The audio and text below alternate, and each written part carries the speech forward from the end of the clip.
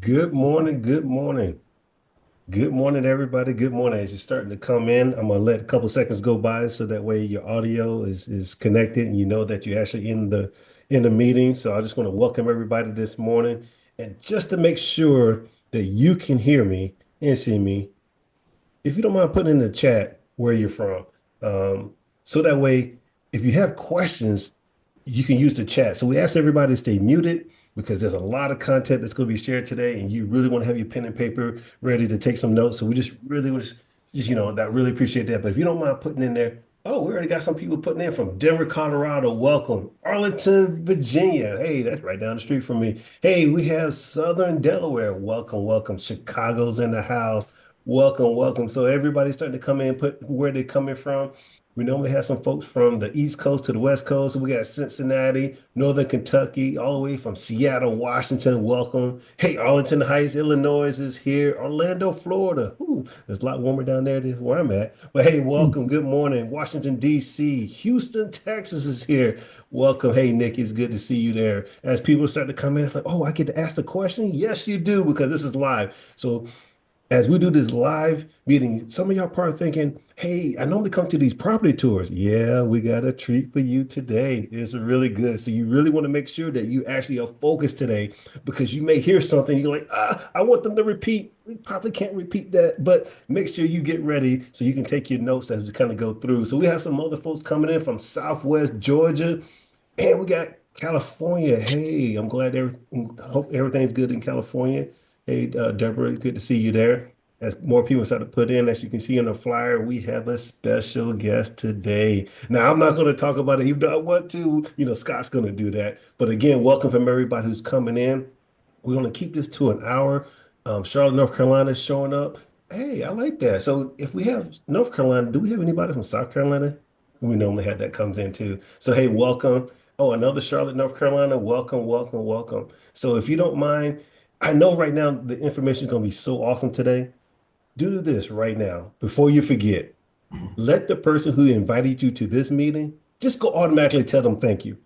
I'm just going to try to save you some time right now. Tell them thank you for letting you come here. Thank you for letting you know that this meeting has happened. Just go ahead and do that right now. So that way you can get out of the way and you can keep your notes going. So we got more people starting to come in.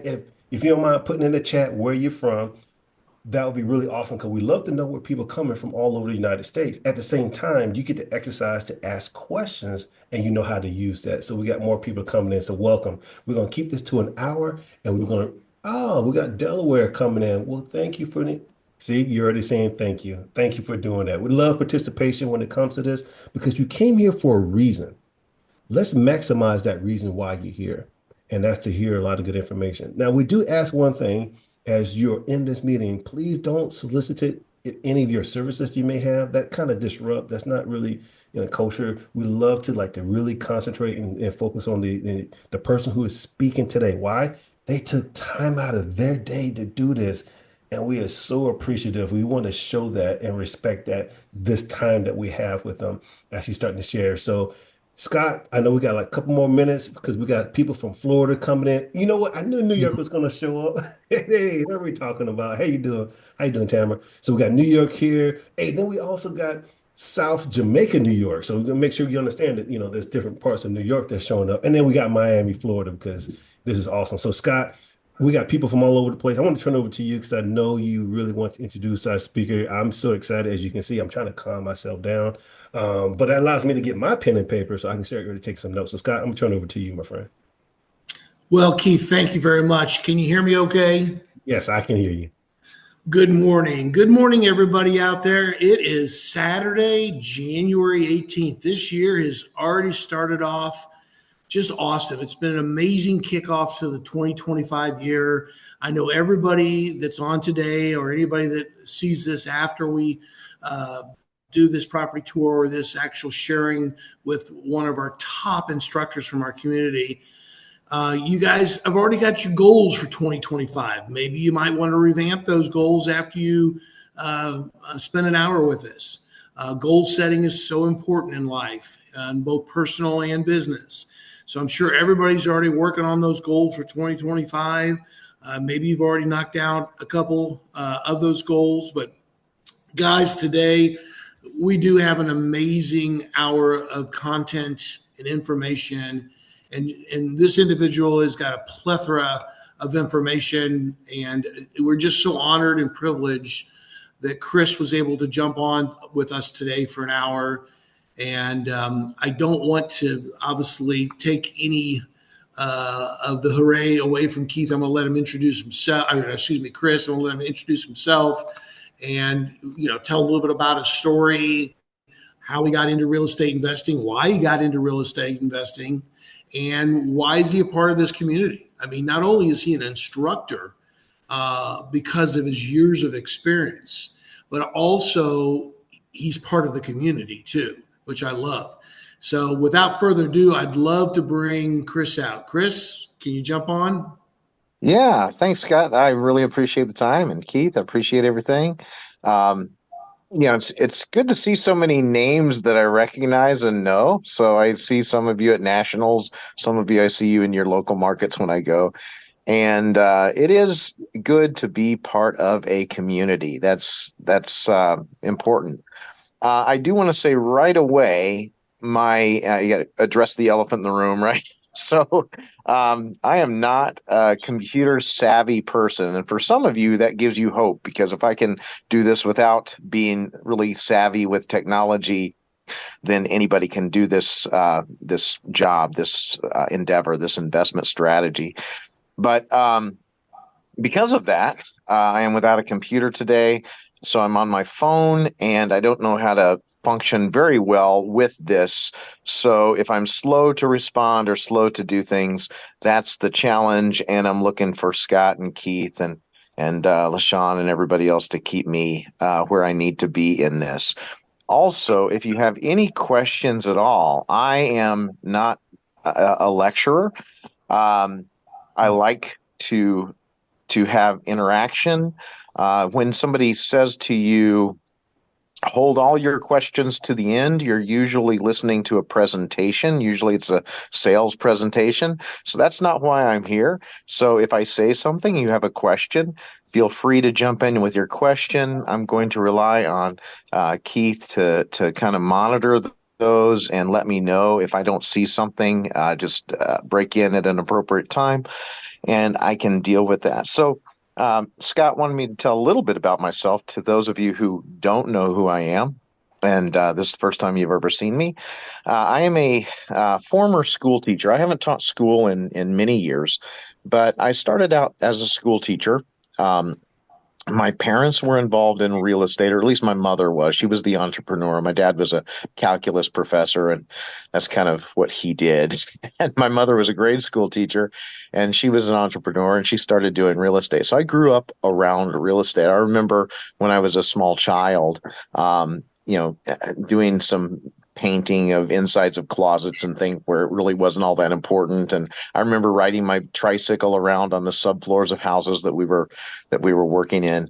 So, I grew up around it. And one of the things that gave me was a lot of confidence early on to take action.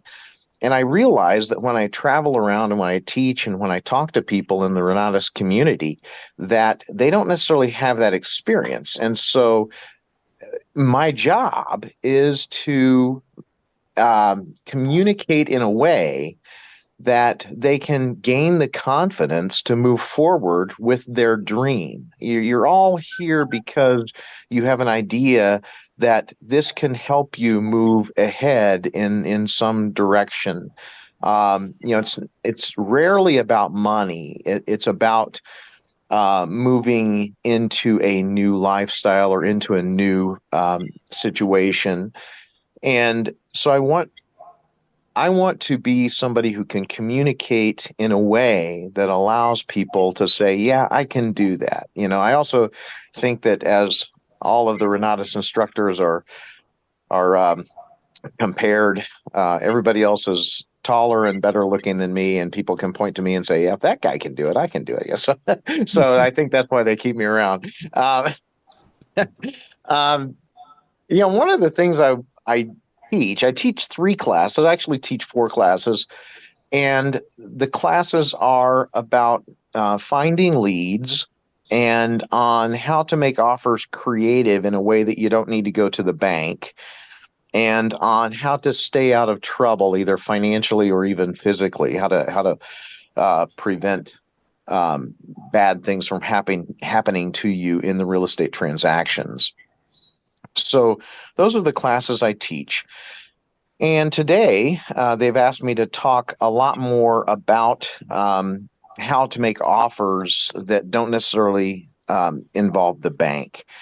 And as we are moving into a new year, I want to kind of reflect on some of the things that have happened recently that I think lead to some of the specific strategies that I teach. So I remember, and some of you are old enough to remember, and some of you weren't even born yet. But in the 1980s, there was we were coming out of the savings and loan crisis. So President Carter recently passed away, but under his administration, and I don't necessarily think he's to blame for everything, but under his administration, during that period of time, interest rates increased dramatically. And interest rates went up to like 18%. It was crazy. And people had difficulties in buying homes. You couldn't borrow money from the bank because you couldn't afford the payback terms. It was bad. So what happened in that period of time was that people couldn't borrow money to buy, which had the negative effect that people couldn't sell their house when they needed to sell. So if you got a job transfer and you had to leave and you couldn't sell your house because nobody could afford to buy it because you had to sell it for roughly what you, I mean, maybe you've owned it for 3 or 4 years. Well, your principal hasn't been paid down enough to really take a big hit on the price, and you don't want to take a hit on the price anyway. And sometimes it was in appreciating markets. So the cost of money became the challenge, and people couldn't buy the house that people needed to sell. And so what happened was a lot of people started to sell with seller financing. So a couple of common strategies that people employed were contract for deed, which I teach in one of my classes, and the seller carryback mortgage, which I teach in the same class, the creative acquisitions class. And those were strategies that um, occurred a lot. So if somebody says, I can't afford the bank's 13% interest rate, somebody would say, well, if you buy my house for my price, I'll carry back a loan at 8% or 6% or something that is affordable. Now, it depends on whether the person had an underlying mortgage or not to whether it made sense for them. But I always teach from the buyer's perspective. I never teach from the seller's perspective. So the reason that occurs to me is that I think that in the past few years, our interest rates have been creeping up, not as dramatically as back in the early 80s, but they are up. And so people who have appreciated real estate, meaning that the real estate has gone up in value, in order for them to really get the value out if they have to sell, is many of them will have to sell with some form of seller financing. Either that or they're going to have to take a hit on their price. They're going to have to take a discount in their in the value of their house. So some experts are predicting that we're going to see a buyer's market, or which means that people will start to have to take hits on their real estate. And many of them will. That may be true. I don't know. But I think that the savvy people will say, okay, I'll sell it with seller financing. The other possibility is a subject to transaction, meaning that they leave the note in place and somebody kind of takes over their payments. And I teach that, and it's a little more complex, and people need to understand certain things before they start making such offers, because there is some danger involved. But it's certainly um, appropriate to believe that in a higher interest rate environment, you will see more seller financing, which is interesting because I understand that next week you're going to have Jeff Armstrong on. Is that correct? Next month, yes, sir. Next month. Okay, next yeah, and Jeff talks all about notes. So he does with notes what we do with real estate. But what happens is um, more sellers start to think, okay, if I want my price, I'm going to have to give away more terms. And that's where we come in. We as real estate investors don't go around looking for um, looking to create challenges for people. That's not what we do. But what we do is we look for people who have a challenge, and then we go in and we offer a potential solution. And it's up to them on whether they want to accept that offer or not. But we don't create the challenge. So if we find somebody who's in foreclosure, or if we find somebody who's going through a divorce, or if we find somebody who is in going through a bankruptcy situation, or if we find somebody who has a probate situation where they need to sell mom and dad's home because mom and dad have passed away, or maybe they're going into a home or something, a nursing home or something. So we find people who have existing challenges, and then we come in with potential solutions to those challenge. We are not the people who create the challenge. That's the thing that a lot of people looking out, and they think real estate investor, oh, that's a shark. Our whole culture is kind of anti real estate investor. I think we get that from an early time. Every time Scooby Doo rips the mask off of a bad guy, it's a real estate guy. And so we learn that real estate people are dangerous or bad in some way. But that's not true. What we have to understand, and how we feel good about what we do, is we understand that we don't create the challenge. We simply understand that there are people with challenging situations out there, and we have tools that we have we have ways of making offers that can move them through the challenge. And if they see that as a potential solution that serves them, then they'll say yes to our offer. So what we have to do is we just need to make more offers, as other people tell you. So one of the things I want to do is I want to give people an opportunity to ask some questions, but I want to kind of keep the questions in that vein of seller type financing, what we do. So let me tell you real quickly, while I'm waiting for any questions, what would be the difference between a seller carryback mortgage and a contract for deed. So it primarily relates to where title is vested, or who is the owner of record. So on a contract for deed, the idea is that we, as the investor, go to the seller and say, if I give you a down payment and I take your house as it is, and I make monthly payments, and that monthly payment contains some principal, which is the going toward the price of your house, and some interest, which is one way of looking at interest is it's like renting money, or it's renting time. Time and money seem to be synonymous in a real estate transaction, right? So we pay for time. And so if I can't give you all cash today, then I'm paying for the time that I'm buying to pay you all of your cash. So we pay more interest early on because we have a lot more time that we're paying for, and we're paying less on the price of the home. So on a contract for deed, what we do is we go in and we say, I'm going to give you a down payment. I'll take your house the way it is, and then I'm going to make you monthly payments until over the next 10 years, over the next 15 years, over the next 30 years, whatever it is.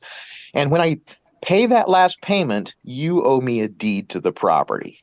Now, in my class, I talk about getting the deed in escrow. I talk about how to protect yourself. I talk about getting better interest. I talk a lot of things that are in the weeds of that transaction. But just in simple form, it's I give you a down payment and I pay you monthly payments. And at the end of that payment stream, when I pay you the last payment, you, the seller, deed to me, the buyer, your property. So we go in and we offer to buy their property over time and we pay them. And by doing that, they actually make more money than they would make if they were selling it for all cash. And that's a real good point to the benefit of working with us. They will make more money than they would if they had all cash. Now, on a seller carryback note, and in some states it would be a mortgage, in some states it would be a trust deed. Just depends on how that state does things. It tends to be out west, it's more trust deeds, and out east, it's more mortgages, but that's not necessarily exclusive. But on that situation, we tell the seller, I will give you a down payment, and then you deed the property to me. Now, that could be subject to a mortgage or not. That's the weeds that we teach in the class. But keeping it really simple and conceptual, we give to the seller a down payment, and the seller deeds to us the property.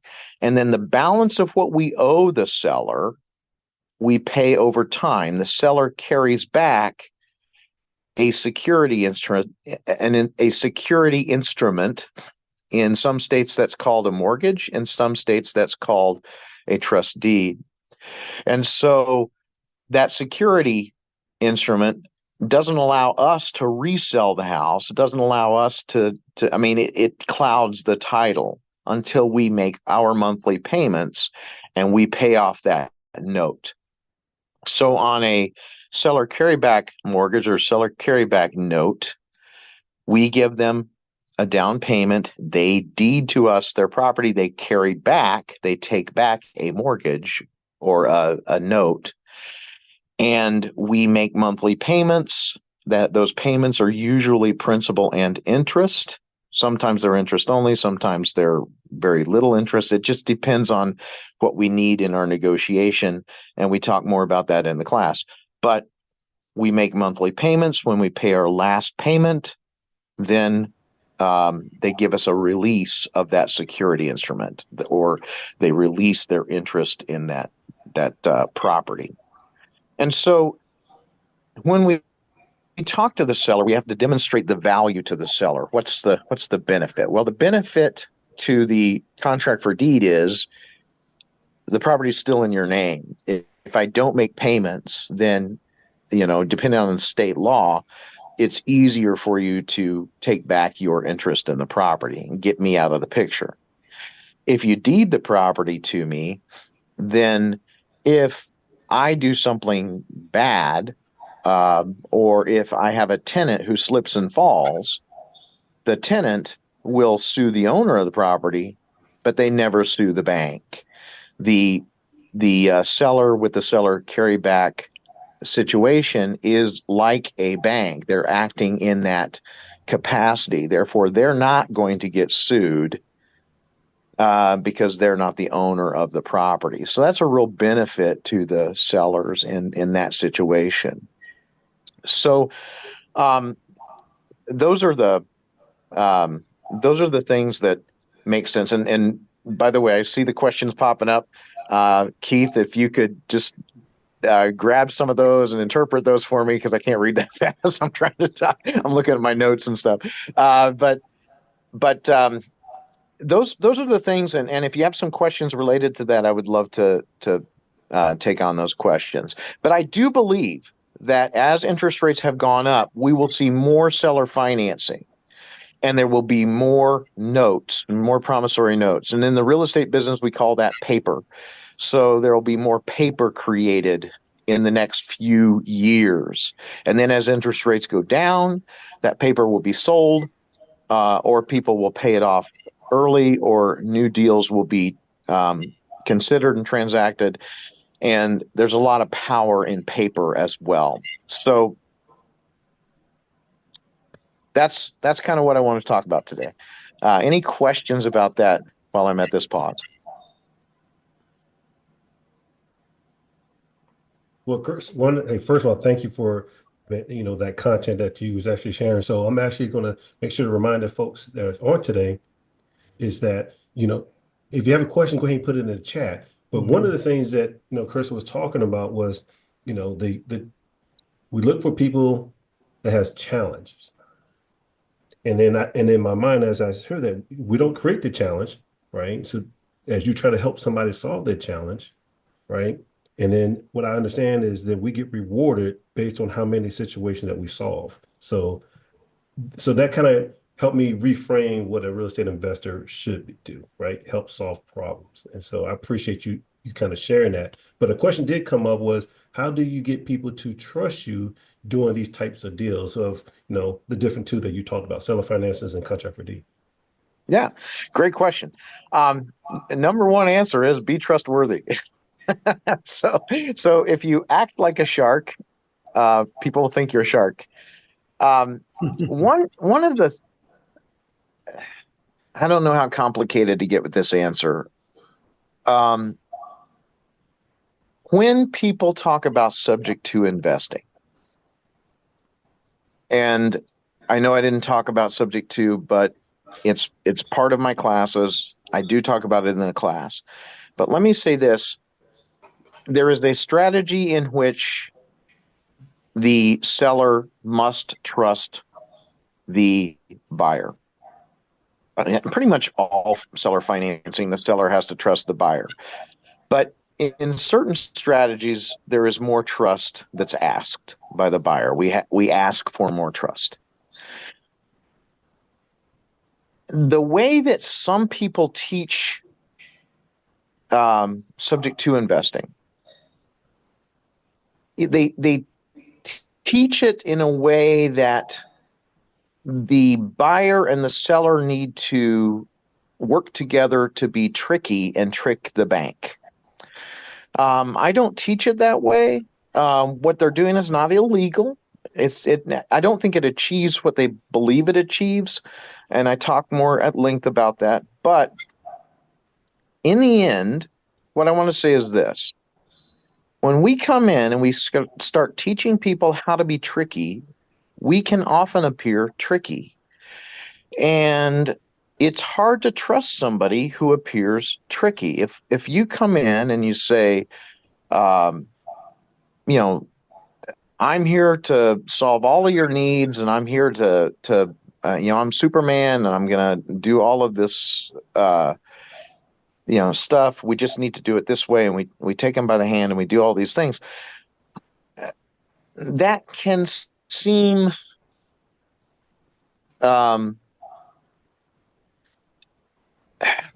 overbearing. And again, there's more. I guess the first thing I would say is there's more people skills involved in real estate investing than what we necessarily believe. I mean, I think Bob teaches a class in negotiating tactics and things like that. I would just say that we need to care about people. If we don't care about the people, if all we care about is the money, and all we care about is the deal, then we might be wildly successful financially. But in the end, we're Ebenezer Scrooge. We're, huddling around a piece of coal trying to stay warm because we have a pile of money over there and we don't have any lifestyle. So I think it's more important to listen to what is the challenge. And sometimes what the seller believes is their challenge is not really their challenge. I mean, they over and over, I hear these sellers talking about why they're selling. And in my mind, I know they're wrong. What they believe is the problem is not the problem. They're wrong about it. Uh, but I can fix it. I can come in and make an offer that can do that. But I need to address their perception of the challenge, because if I want them to say yes, I need to, number one, care about them and care about their outcome. And then my offer needs to address those challenges. Now, can I always give them everything they want? No. Can I almost never give them what they want? Yeah. Almost never can we do exactly what they want. Mhm. But we need to make sure that we are not harming people as we make our offers. And so I'm not sure if that answers the question. The Yes, question is, it how do we does. get them to trust us, be trustworthy, and care about them? I think it was might be Norman Vincent Peale. It was somebody who, in their book, it might have been the book How to Win Friends and Influence People. I don't know, but one of those guys back there in that time period said, "Be like the puppy dog." The puppy dog, when you come into the house at the end of a long day, the dog doesn't care what kind of day you had. The dog is happy you're there. They're wagging their tail. They're excited that you're there. You could you could say, "Oh, I forgot something." You go out and get the mail, and you come back in. The dog's just as excited as they ever were when you were there just 5 minutes ago. They don't have that they don't care. They care about you. They're excited that you're there.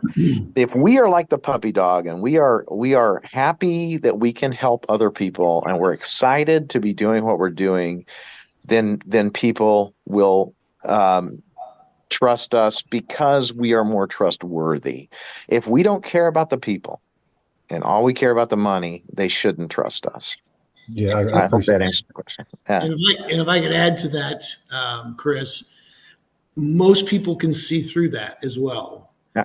And one of I think the biggest challenges, or we'll call it an obstacle or something to work through, is that in my experience, which is nowhere near yours, 95% of the time, the seller thinks their property is worth way more than it is. And I think, something I've learned from being a part of this community and taking the classes is to be prepared.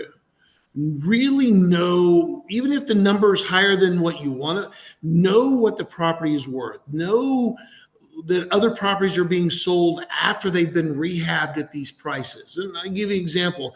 We're looking at buying a lot from someone right now, and the house needs to be really updated to keep it as a buy and hold. But they're looking at what other people are selling the houses for that have already been rehabbed, and they think they should get the same amounts.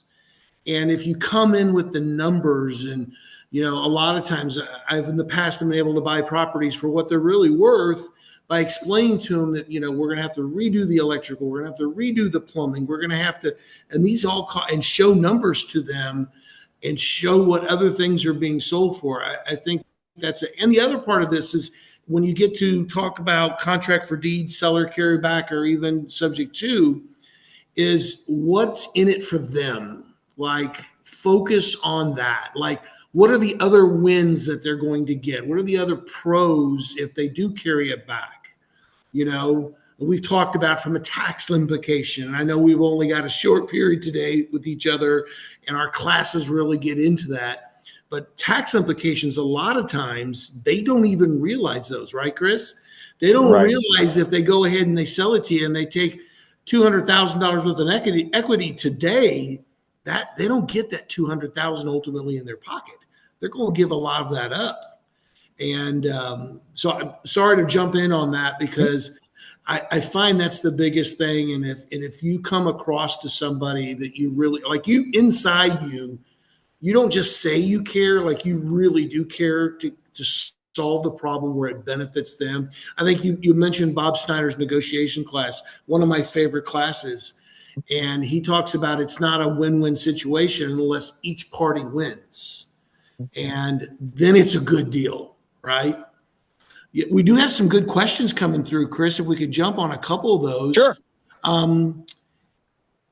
Right after that, it was, so what channels do you use to find these deals, to find people that have problems where you can go in and help solve their problems? I love that question. I teach a whole class. I know you do. But the short answer is this: your government is so kind as to make a list of hundreds of people who have challenging situations every month. So what happens is, if somebody has trouble with driving safely, then they start to get traffic tickets and they end up in traffic court.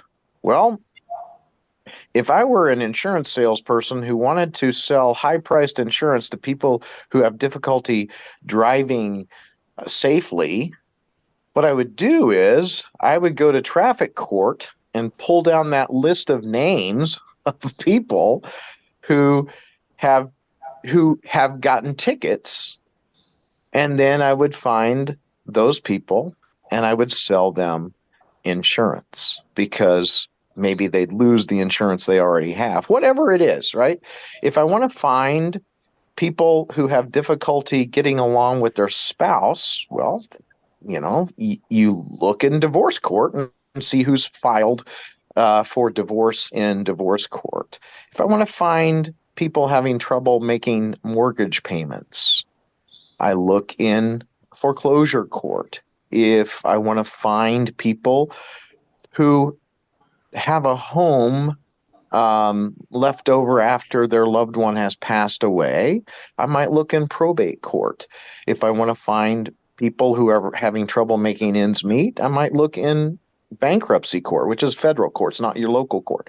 But basically, my point is this: we don't create any of those challenges, but people have those challenges every day and every day and every day. And hundreds of people, depending on your county, you have dozens or hundreds per month who have challenges. If we know how to go in and find those challenges, those people who have challenges, then we can approach them with a potential solution. So two things have to be true. Number one, these are people who have challenges.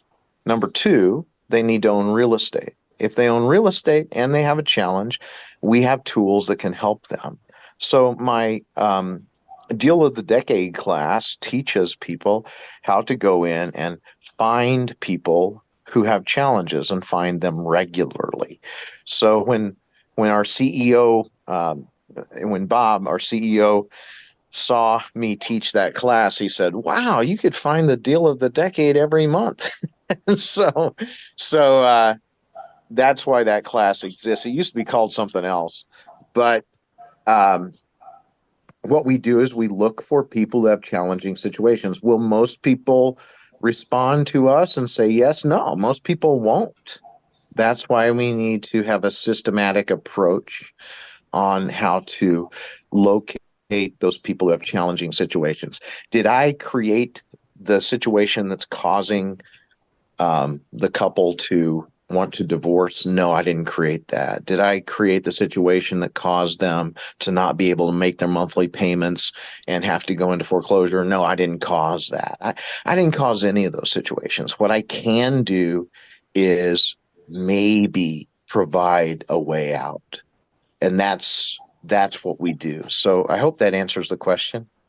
Yeah, that's great. And then, it's a good time to mention, Keith and Chris, we have an incredible software system that's available with our community. It's investor operating software. And actually, I think there's in there like a 90-day or so free trial or something. I forgot what it is, how long it runs. But literally, you can go in into a particular county and find those foreclosures. You can find the bankruptcies. You can find that type of information on top of what's available. And I know some counties, Chris, it's a little harder to navigate to get in to find those things on the court records and the government websites and stuff like that. Others are really easy to find. It's interesting because you mentioned I'm in the Cincinnati, Northern Kentucky area, and we talked earlier. You mentioned Hamilton County quite a bit, and I actually had one of our community members from the Philadelphia market reached out to me and said, "Gosh, do you realize how nice the Hamilton County system, their records are? How you can?" I'm like, "No, I really not got into that strategy yet." And they're like, "Yeah, it's really, really great." And they explain, how easy it is to click on this, click on this. They can get information, they can get phone numbers, they can get everything. And so, yeah, I appreciate that. Keith, do you want to take the next question there, sir? Yeah. So another question, iPhone. So what they're asking is, Chris, with the contract for deed, must the seller own the property outright? What parties do all the paperwork? So Yeah, that's the question. great question. So let me say one thing about Hamilton County. If I'm teaching in New York City, I will use Hamilton County as my example, and then I'll go local. Or in Chicago, when I'm up there next month, I will go to Hamilton County and I'll show them this is what we're doing. And because your clerk is greedy and needs us to pay money, I'm not going to be able to do that without spending money in Chicago, and I'm cheap. But this is what we do. So I always go to Hamilton County first to teach the strategy, and then go somewhere else. And I've only been in Hamilton County once to actually teach a class, so it's funny. Okay, so the question. Remind me one more time. What? No problem. With a contract for deed, must the seller own the property outright? And then what parties do all the paperwork? Yeah, if the seller doesn't own the property, then you're buying it subject to that person receiving the contract. And the seller's putting themselves in what we call a sandwich position. So the seller is sandwiching between two different strategies. I think Chris Wilson in his lease option class talks a lot about sandwich positions. I don't like sandwich positions. Nothing wrong, nothing illegal in them. They're just uncomfortable at times. And at this point in my life, I'm all about comfort. So here's from our perspective as the buyer in that situation, because I perceive the question is coming from the buyer perspective. From the buyer, I would want to get the seller to agree to sign off on that contract for deed as well. I would want the seller's agreement to it. Just because I don't want to make the last payment to that to the middleman to my seller, and then say, "Oh, I didn't make my payments to the prior seller." So that's the danger. That if the seller does have title to the property, then that's not a question. But if seller doesn't have title to the property yet, then you're in a little bit of a more precarious situation. What I would prefer a different strategy in that situation, but that wasn't the question. So, yeah, I would definitely get the seller to sign off that the seller understands what's going on and is in agreement with the second tier buyer there. You know what, Chris, is interesting as you was answering that question. I just want to make sure everybody understand, and this is why I love the community. I love the education. As Chris was thinking through the question, the one thing, and I don't know if y'all noticed, he was pivoting different strategies, which why I like to not only just focus on one strategy. So Chris was actually going through, it's like multiple, like, what about this strategy? What about this strategy? So I like how you was kind of doing it and that's why I like about these classes and how y'all teach and how we think, is to you can get in, but what's your multiple exit strategies as you're going through that process? So even though you didn't talk about it, I can see how you was actually going through that, and just being here today and kind of walking us through. Thank you, because a lot of people probably came on today thinking I'm just going to do one strategy, and then you started talking about seller financing, contract for deeds, and then they're like, and they start. And then another person today, like Gregory, asked a question when doing a subject to that process, what are the risks of lender because they have something in their mind about due on sale? So evidently they must have Yeah, heard about due on sale. So if you don't mind kind of talking about that a little bit. sure. So let's back up a little bit on subject two. Subject two is I am asked, we as the buyer here, because I always teach from a buyer perspective. Other instructors teach from the seller perspective, but I teach from the buyer perspective always. So in my class, we would go to the buyer and we would say, you know what? I can't go to the bank. I've already got way too many bank loans. My debt ratios are out of whack. So you got the front end, the back end. You never want a big back end. And so in the end, I'm not able to go to the bank to borrow money, but I can buy your house. I can solve that challenge. But here's how we need to do it. I need you to leave the debt in your name. I need you to leave your bank loan in place. Then I need you to deed me the property. In many situations, I will give a little bit of money up front, maybe a down payment or something of that nature. I'll buy their equity out, or I'll make a payment on their equity, or maybe the house is in disrepair. I'll say, you deed it to me. I'm not going to spend $50,000 fixing up a house I don't own.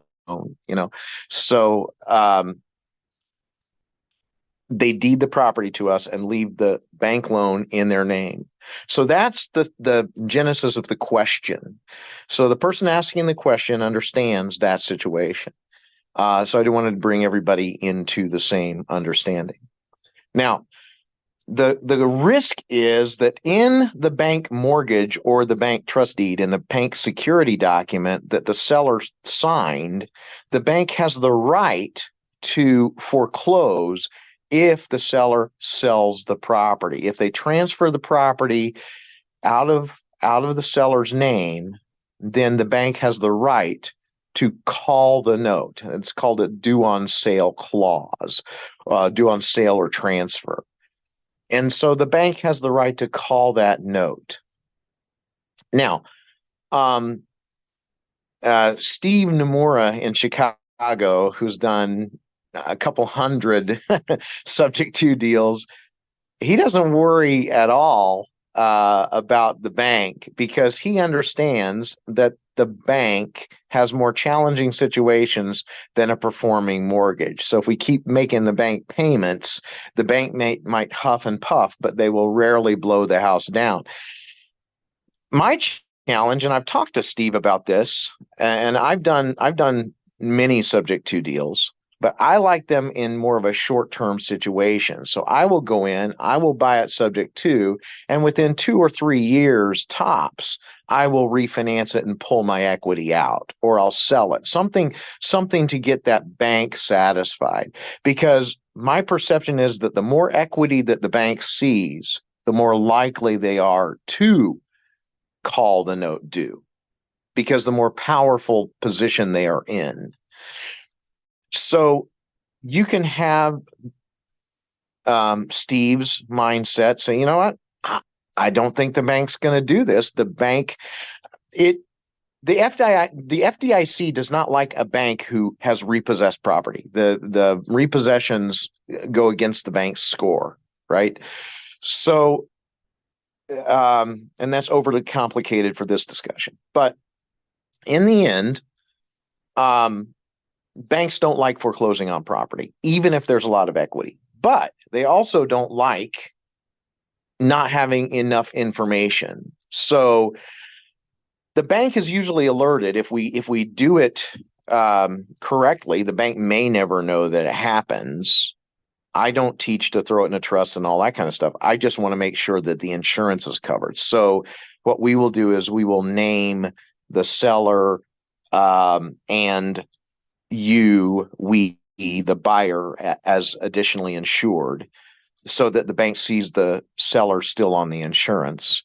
The big question the bank has is, when the insurance document comes in, where's the borrower? Where's the borrower's name? Well, that's when the bank starts to have heartburn. So the answer to the question is, I don't worry about the due on sale clause because it takes the bank a little bit of time to figure out that this has happened. Sometimes I'll even involve the bank. I've even have banks call me with leads and they can't say buy this subject to, but they will say this person needs some help, because they know the strategies I employ. So the banks have more challenging situations than a performing mortgage. If we make monthly payments to the bank doesn't care if Mickey Mouse signs that check. They don't know.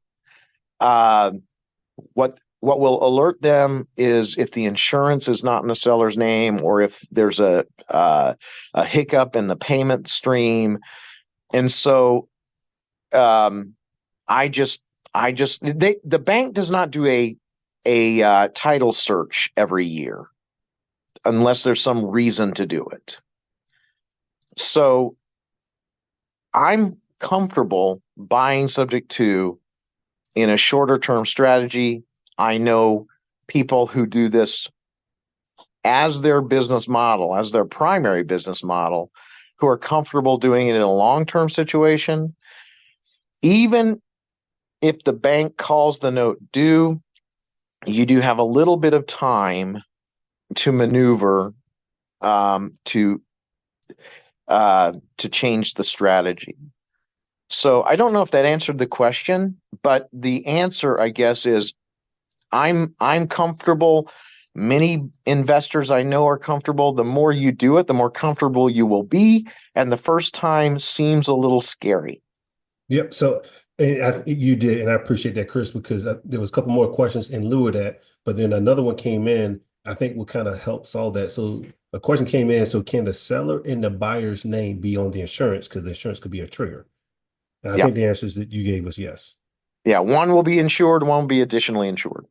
There we go. So again, I appreciate that. I know, Scott, as you're getting ready for the next question that comes in there, I just want to remind everybody that, hey, again, thank y'all for being here. We're going to try to get through some questions really quick. So Yeah. if you don't mind, kind of like, put that in the chat and we try to get through it. But right after this, there is another meeting that talks about what Chris is talking about. In fact, you get to hear more how this community comes together and the different things of plugging in more, get more information. Contact the person who invited you to this meeting. They can get you to the next meeting. But let's just say you can't get to it today. Still reach out to the person who invited you to today.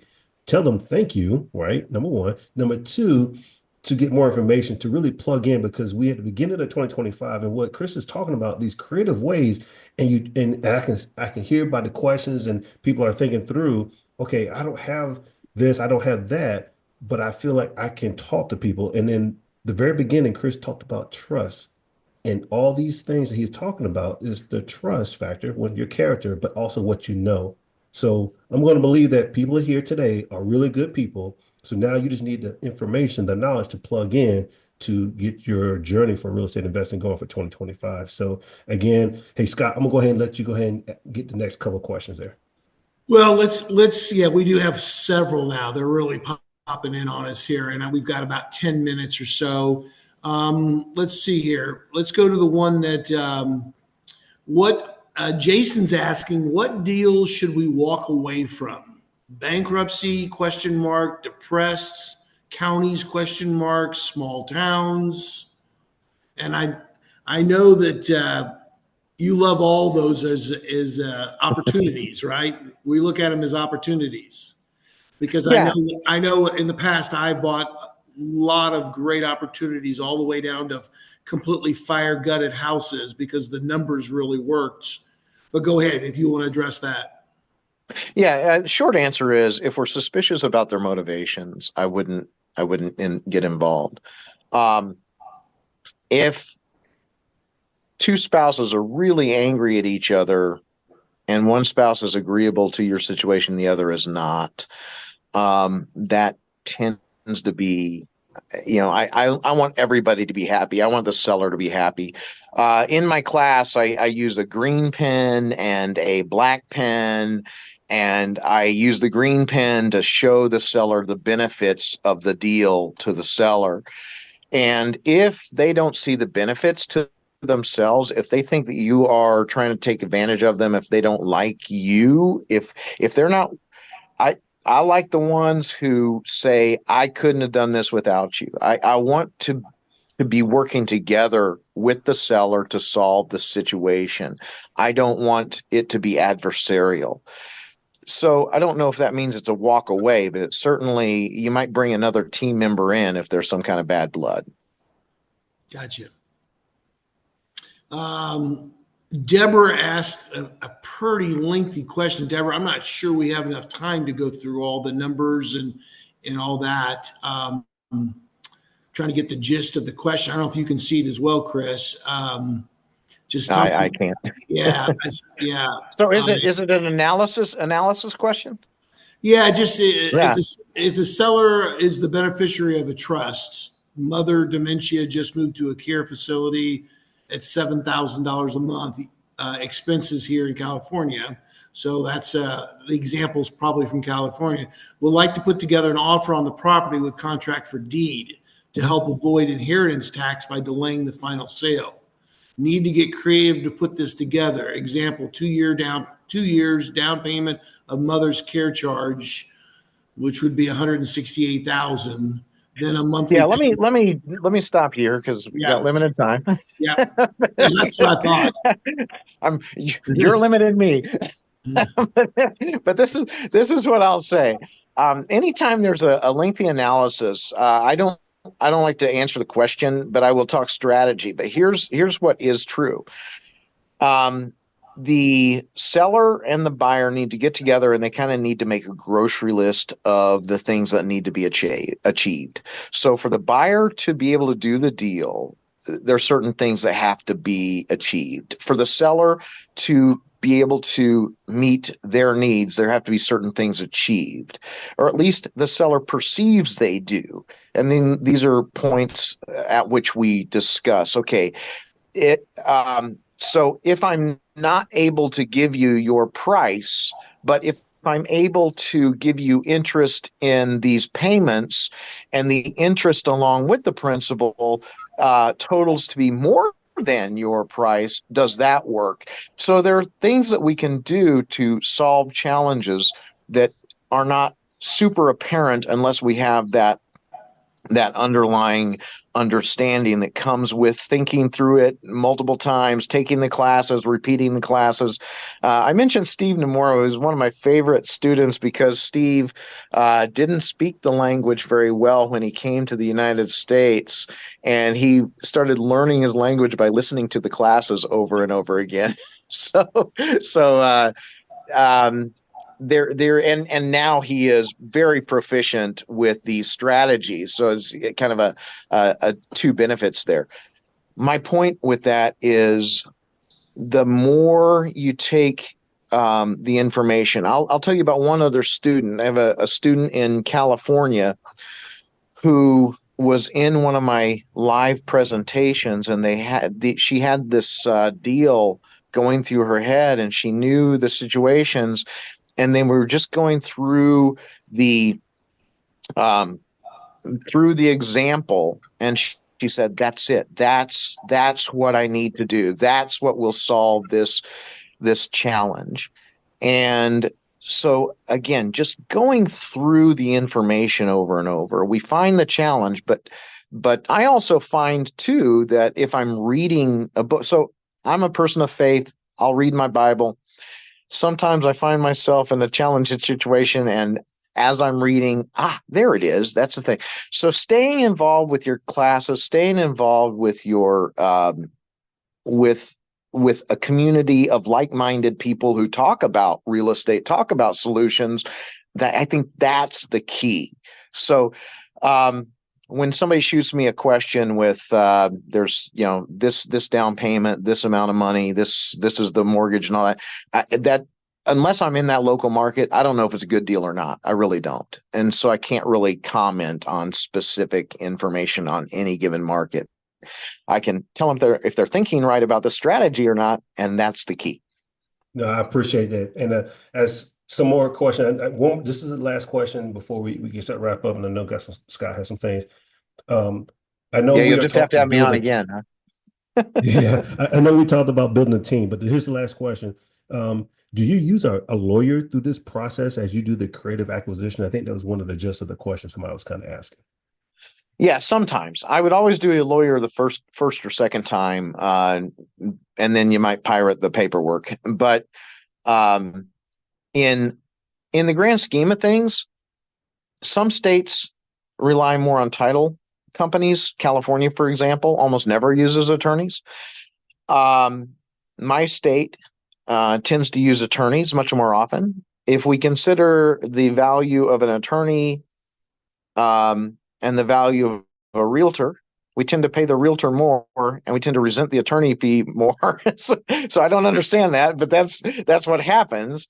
And I like both of them. I have good friends who are realtors, good friends who are attorneys, and I'll use the skill sets of both when they're needed. And if you are just getting involved and just starting, I think that it's really necessary to get an attorney involved in what you're doing. The other thing too is there are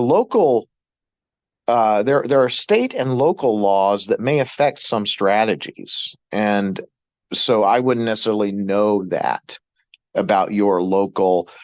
For example, um, Chicago has different. There are things.